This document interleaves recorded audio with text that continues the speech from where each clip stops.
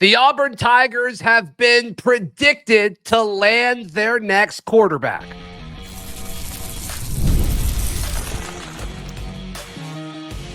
You are Locked On Auburn, your daily podcast on the Auburn Tigers. Part of the Locked On Podcast Network, your team every day. Yes, welcome on into Locked On Auburn, your daily Auburn Tigers podcast. I'm your host, Zac Blackerby, and thank you so much for making Locked On Auburn your first listen every single day. Ben Taylor, the host of Auburn Opelika this morning, and the man over at the Auburn Network family of stations, hanging out with us. Earlier today, you're starting to see a few reports come out. On3 has predicted Matthew Caldwell to be an Auburn Tiger. Who is Matthew Caldwell? Well, he's been a quarterback at Troy for a minute. Started 6 games there for them last season. An Auburn high school, a former Auburn high school standout. So he's a local guy. And this checks a lot of the boxes that we've been talking about. A guy who Auburn could bring in that would not threaten Deuce Knight or Jackson Arnold or, anybody that you bring in the 2026 class. But this is truly a guy that, it seems like he just wants to be at Auburn, Ben, and with him being local, that makes sense. So reports coming out that Matthew Caldwell has been predicted or projected by a few different outlets now to be an Auburn Tiger. Most times I get it on something like this. Come home, play for the local college as well as where you got your high school diploma and be at home, be around family, all that kind of good stuff.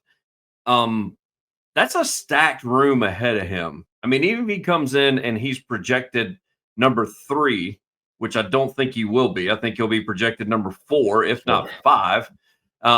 And so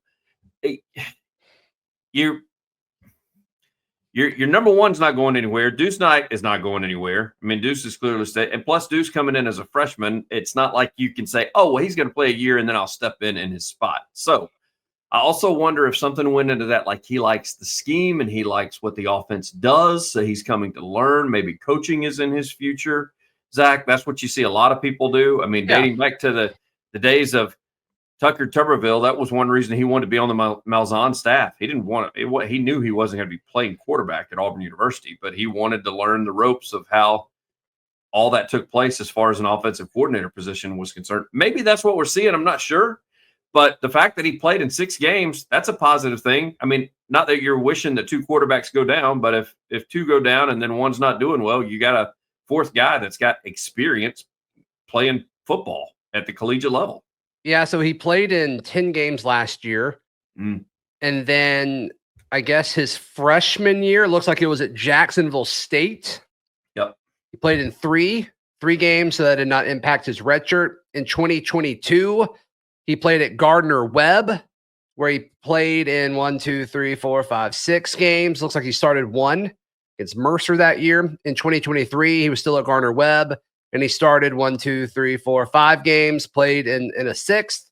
And then last year at Troy, he appeared to be the guy. So to me, this is the best case scenario. And it fits the theme of this spring portal window that this coaching staff, they found contributors at other places and convinced them to be role players or just guys on the roster this year. And I don't think we can call Matthew Caldwell a role player when it comes to on-field production for what we expect this team to be.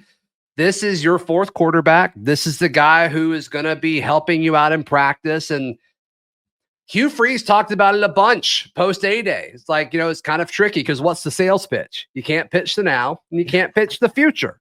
And so are there going to be guys who just want to be here, or do they just roll into the season with 3 scholarship quarterbacks, which I was fine with? If you didn't find the perfect fit, which I do think Caldwell is the perfect fit in this situation, assuming he's fine with everything, which, he's got to be aware. He's got to be aware that he's probably not going to play, right? Yeah. And so if you could find all that, great. If not, roll with your 3 scholarship guys, and then John Colvin, I think, could do just as much. So I think this is a better situation than that.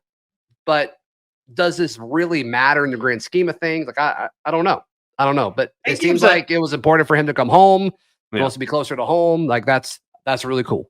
And I'm not trying to predict his role already, but this also gives a guy with experience a great role for a scout team and running various things. And he's seen. I think that's all this is, man. Yeah, and he's seen 3 different offensive This will be his 4th offensive coordinator. It seems like.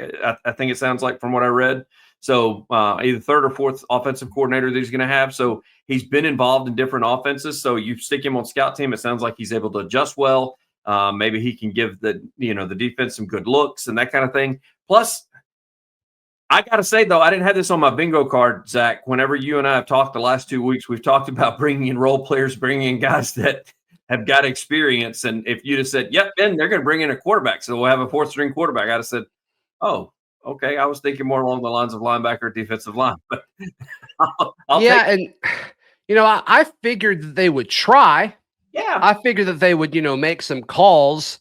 And I didn't know, what the ideal age would be.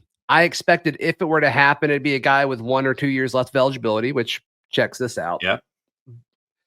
And then either they want, a coaching career or they want to, just be at Auburn, whatever. Matthew Caldwell checks those boxes. So good for him. Coming home. And I knew about Jack State. I guess I didn't know about Gardner Webb for some reason. So Gardner Webb and Jack State, and now, from Troy to here. So he's just getting closer and closer to home. And as far as his role, I think we just best described it. I think you're looking at scout team. Now, any other thing other than that, I wonder if he's a good film study. I mean, that's something to have good in the quarterback room, or maybe somebody doesn't see something. I don't know. He could be one of those guys that's kind of a sideline coach instead of a coach on the field. So we shall see. Yeah. And I do think you can make the case, and we'll do this in a second, that the scout team quarterback this year and this current situation that Auburn's roster is in could be more important than in other years. And I want to jump into that in just a second, right here on Locked On Auburn. Today's show brought to you by our friends at Game Time. Can you imagine buying a ticket anywhere other than with our friends at Game Time? Nope. No, the Game Time people, the read they get us, they want us to talk about the NBA playoffs, buying tickets to the NBA playoffs. We're not doing that. Auburn baseball is like the hardest ticket to get in town. It is right now. They totally changed the stadium. They're winning games again under Butch Thompson. It's the place to be when they're playing ball at Plainsman Park. And Game Time can help you get those tickets, and you don't have to pay full price. You can take the guesswork out of buying tickets with Game Time. Download the Game Time app, create an account, and use code LOCKEDONCollege for $20 off your first purchase. Terms apply again. Create an account and redeem code LOCKEDONCollege for $20 off. Download Game Time today. Last minute tickets, lowest prices guaranteed. Ben Taylor of the Auburn Network. You didn't say what time is it. You didn't say what time is it. That's not in the read anymore. They took that out a few months ago. Bro, I know. Killing me. Absolutely killing me. Just hypothetical. What time is it? Game time. There it is. There it is. That's what the people want. So I think with the current situation that Auburn has in the quarterback room, you do need somebody that can run scout team. Now, could John Colvin or some other walk-on do that? I think they could have. Matthew Caldwell probably going to be better at it because he's experienced. Like you said, multiple systems. I think it's awesome. I think once again, it makes total sense for Auburn. And if that's what Matthew Caldwell wants, great. Awesome.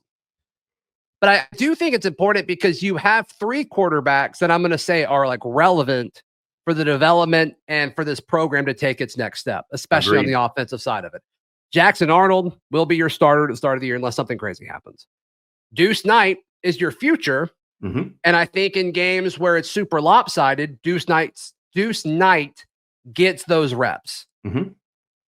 But if Jackson were to have an injury in fall camp or in week 2 or 3, and maybe Deuce isn't fully ready, you need Ashton Daniels as well. Yes. And so you're in a situation where when you talk about divvying up key valuable reps in practice, all 3 of those quarterbacks need some. Now it's up to this coaching staff to figure out how exactly you divide those up, but it's not it's not a typical situation. It's more unique when it's just, normally it's okay, QB1, QB2, all right, QB3 maybe goes with the 2s, and then you've got scout team quarterback.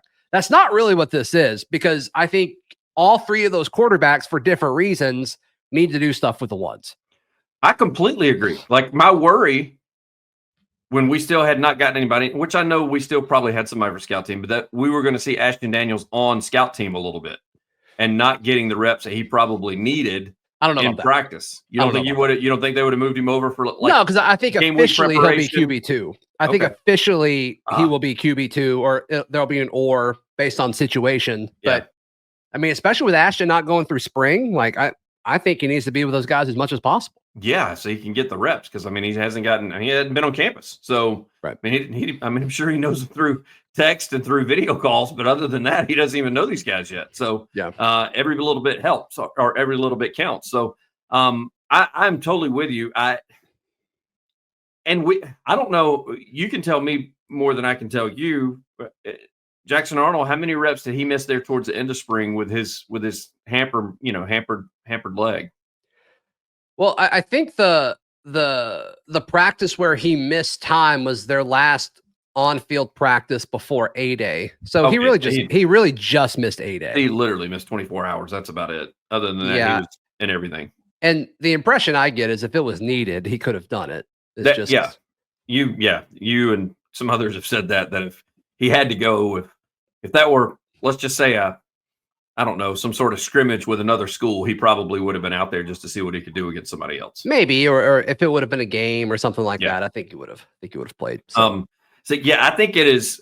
I just think it's super important now. These three guys get to focus on being the three guys in the quarterback room, studying film together, learning situations together, get on the same page with the coaching staff together, so they're all using the same language. And then, and now you gotta being on the same page is going to be a huge thing.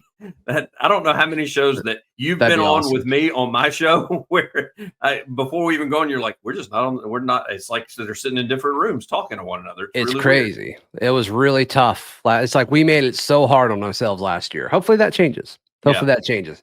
It's a new era.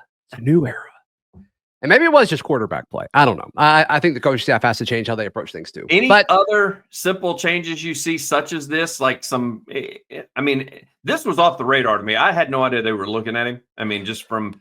I've alluded to this for like 2 weeks, and all the comments are like, no. And I'm like, I don't know. I think it's going to happen, guys. I think it's going to happen. So, other things that could come to fruition, like I wouldn't be shocked if there was another lineman. Mm-hmm. I'm not like, I don't have anybody in mind. It's just like from a scholarship standpoint, like another lineman, I think makes sense. And then, a tight end, they lost Rico Walker. They're probably going to try to replace Rico Walker with somebody. So tight end, probably the most likely add. And then I wouldn't be shocked if they went the lineman route just for depth. Yeah. Just the thought.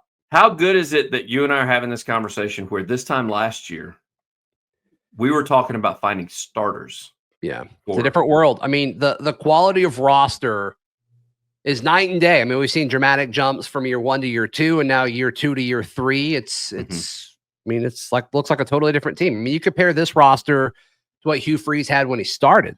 Mm-hmm. I mean, it's night and day difference, no question about it. So good on them. Good on them.